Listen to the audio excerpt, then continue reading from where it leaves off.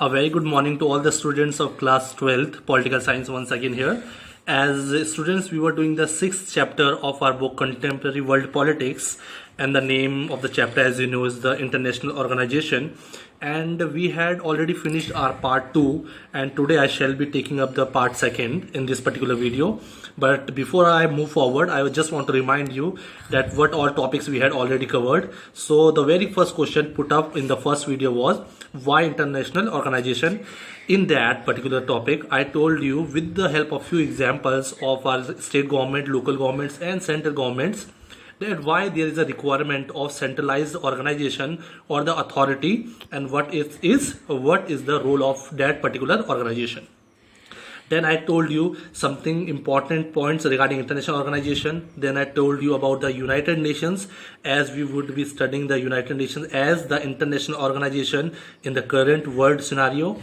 Then I told you about the evolution of the UN as an international organization. What were the objectives of UN?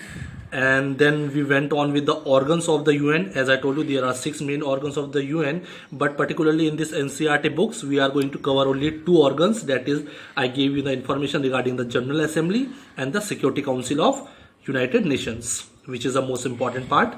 Then in the later part of the first topic, I told you agencies of United Nations, which are very important for the functioning of the UN as an international organization. All the agencies have different fields of work and specialization, and it works under the umbrella of United Nations. And particularly this topic, agencies of UN, I shall be taking a different video also. I shall be giving the topic regarding it, where you can also do some research work regarding the different important agencies, most significant agencies of United Nations. But today, the topic which I am covering today in this part 2 is the reforms of the UN after the Cold War. Here, reforms mean the changes and developments coming up in the UN.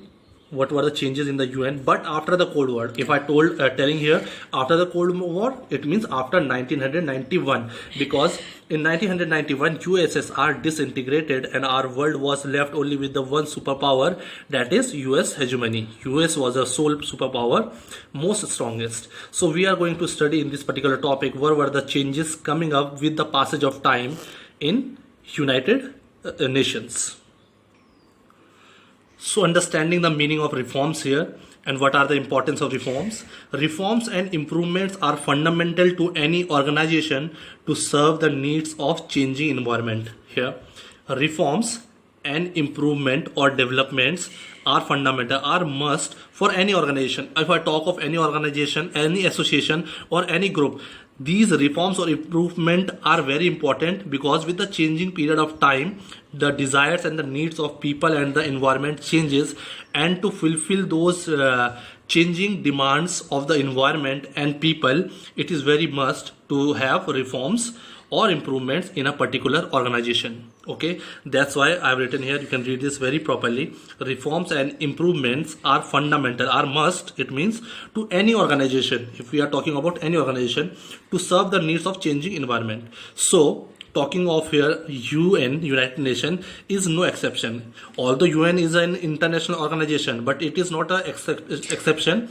If you talk about any organization, changes are must, because with the passage of time and change in the situation, the changes and reforms are must to fulfill the needs of people who are dependent on that particular organization. Like around the world, all the member states who are dependent on United Nations to maintain peace and situation of war and bring social and economic development, they needed some reforms and some improvement in this particular organization so that it could fulfill all the needs and demands of the people around the world.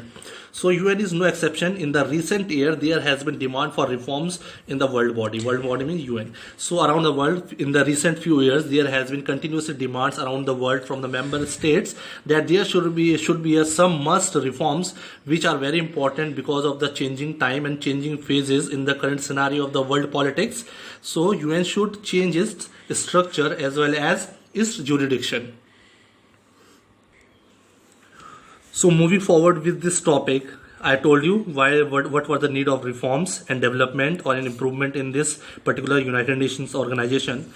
So the two basic kind of reforms faced the UN. What were the two major type of reforms member states or people or the experts wanted to reform in this particular organization? So these two reforms were, first I have written here, organizations, structure and process. So people around the world and states wanted a change in the structure and processes of United Nations, and also in the second is jurisdiction of the organization. So they also wanted reforms or changes in the jurisdiction of the organization.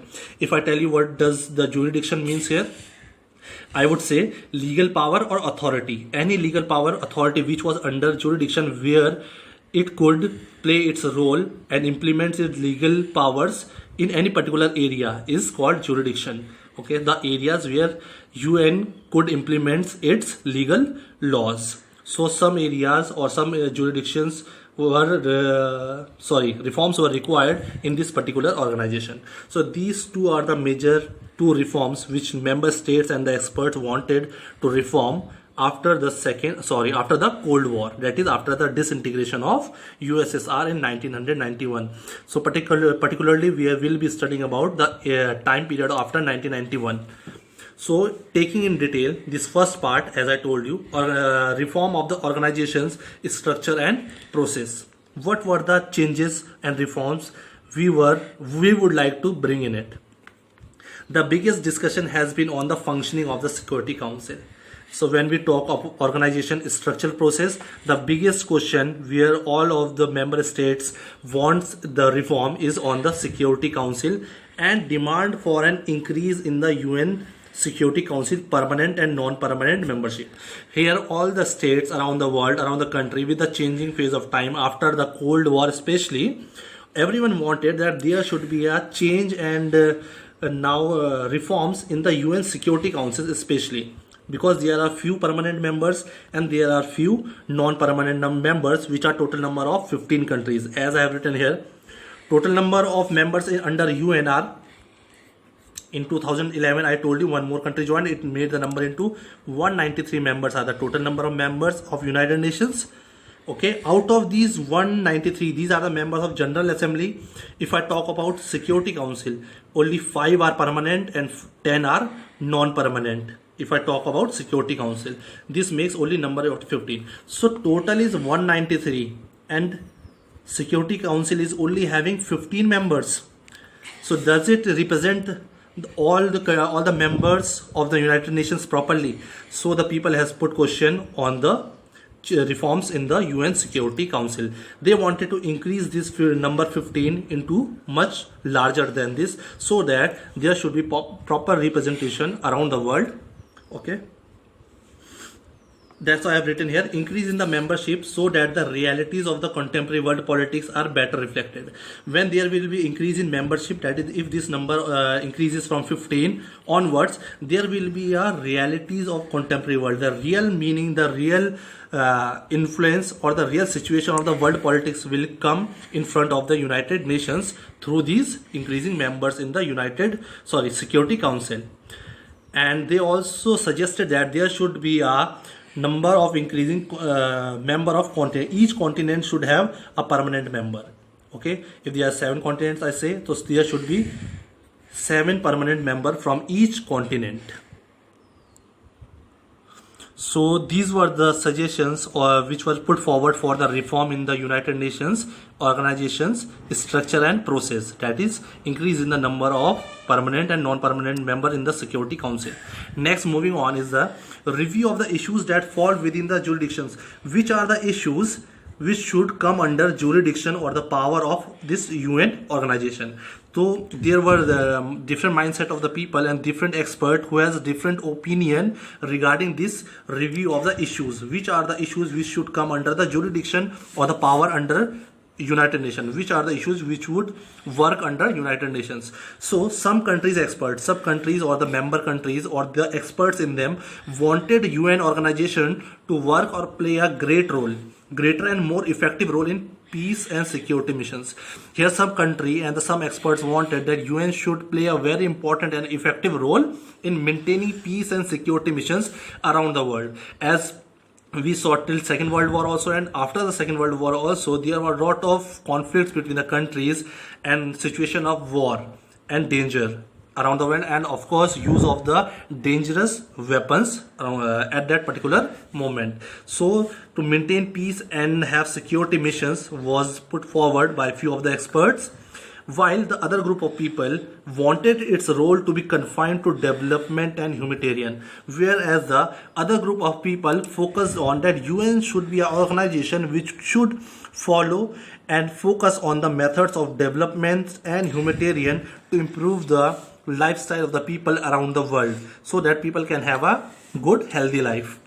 Like they wanted UN should work on the health problems of the people, to improve the health condition, should improve the educate the people, what should the policies and plans put forward to educate people, environmental related issues which were coming after 1991 as industrialization was growing, lot of economic development activities were going so fast. In this race we were polluting the environment to a great extent, like problem of greenhouse effect already we have discussed. So this was the major concern. Population control should be seen under the United Nations. Human rights should be provided, gender and social justice. So these were some of the points which few of the group member countries wanted UN to focus on, which came under development and humanitarian. On the other hand, some wanted only it should focus on peace and security, so that the world should be stable and working, functioning properly under this international organization. So I told you in the previous part that what were the changes or the reforms which were must for the UN with the changing phase of time, that is after the Cold War.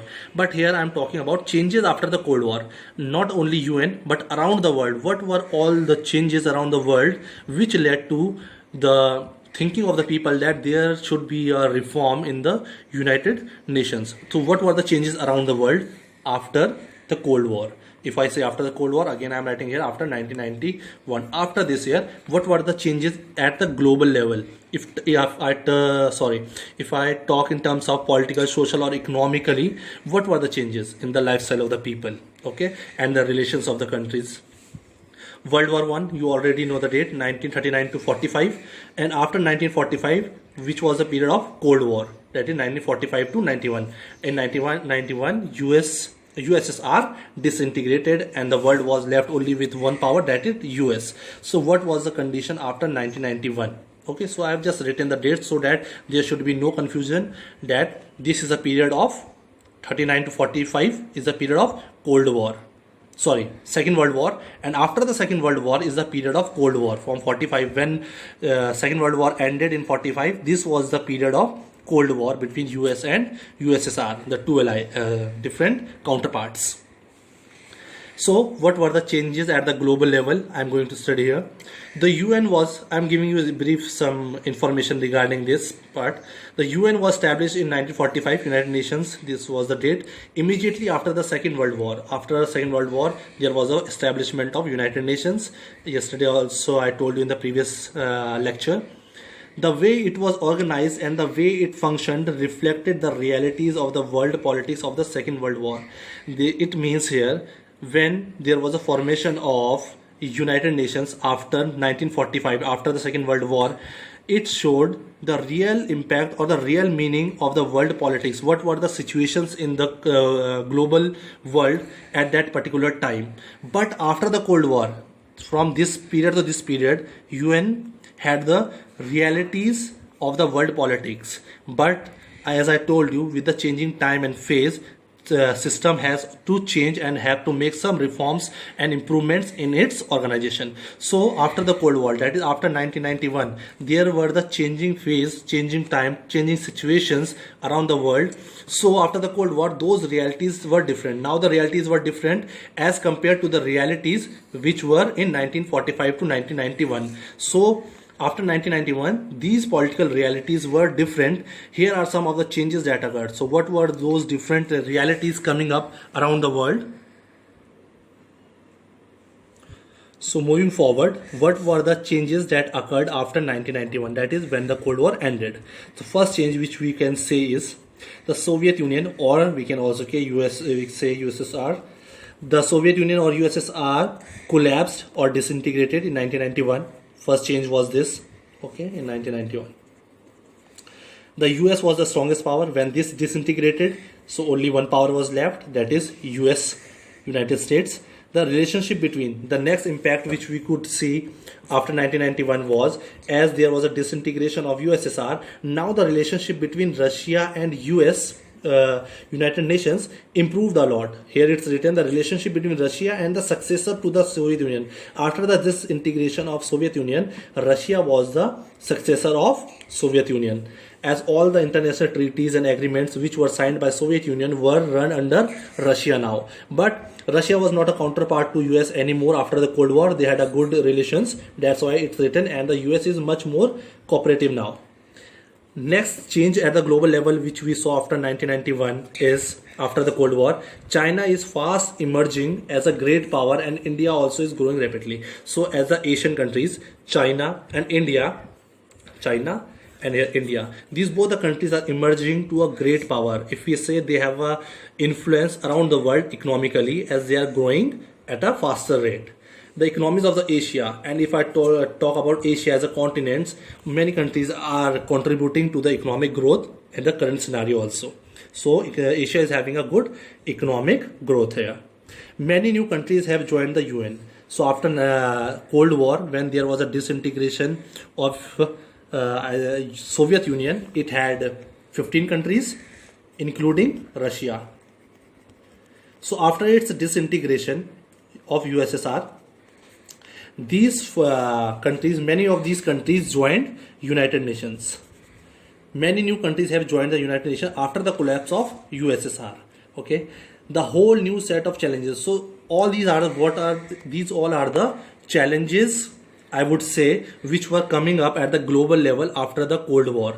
So that's why I have written here, a whole new set of challenges confronted the world. So these were the problems and changing situations are in front of the world after the Cold War. So what were the problems? Because of these changes, the problems which were coming up are genocide. What is genocide? When there is a killing of a particular religion, caste, or any community in the country or around the world is genocide. There are many civil wars we have studied within a country, ethnic conflicts. Any community which have different beliefs and two different communities fight against each other based on their ideologies is ethnic conflict. Terrorism, as we know, we are facing it in the current scenario also, and all the countries around the world want to control this problem of terrorism.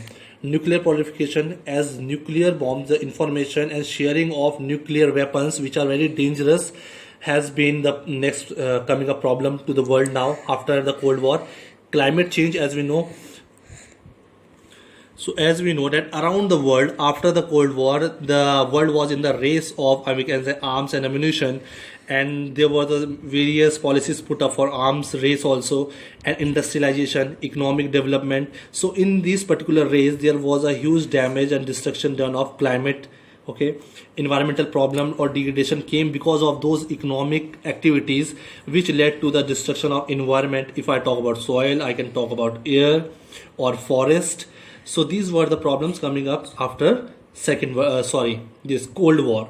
Epidemics are the diseases which like swine flu, like in current scenario also we are seeing this coronavirus. So these are the diseases which were coming up, and these are all the problems came up after the Cold War. So why I have told you points here is the reason that when UN was established in 1945 till 1991, okay, it was formed here. Till 1991 there was a Cold War. So here the situations and political realities which was run under international organization were fine. But after the situation of 1991, when Cold War ended, beyond this 1991, the situation and the condition around at the global level changed. As I told you, these points are the changed situation around the world, and these are the problems coming and which most of the states were facing. So here these member states wanted reforms should be made in the international organization, so where all the states can cooperate and maintain peace and avoid wars and work together for the social and economic growth and improve in the lifestyle of the people. So it's written here, as the Cold War was ending in 1989 or 91, from here it almost started like it was ending. question facing the world was, the one question which the world was facing, is the UN doing enough? After 1991, UN, United Nations, as the international organization, is was it fulfilling all the needs and demands of the member states? This was a question put up. What reforms are necessary? So there were many reforms which were necessary. Looking at these problems after the Cold War, the reforms were must. So what were those reforms coming up? We shall be taking in the next part. So till then you need to understand that how the situation after 1991 changed around the world at global level, and because of this changing phase and changing time, there was a need of reforms and development and improvement in the functioning of this United Nations, which people also felt, and there were questions put up on United Nations organization, and many changes and reforms were also suggested by the experts. So what were those reforms and changes in the United Nations? I shall be taking in detail in the next part. Till then, thank you.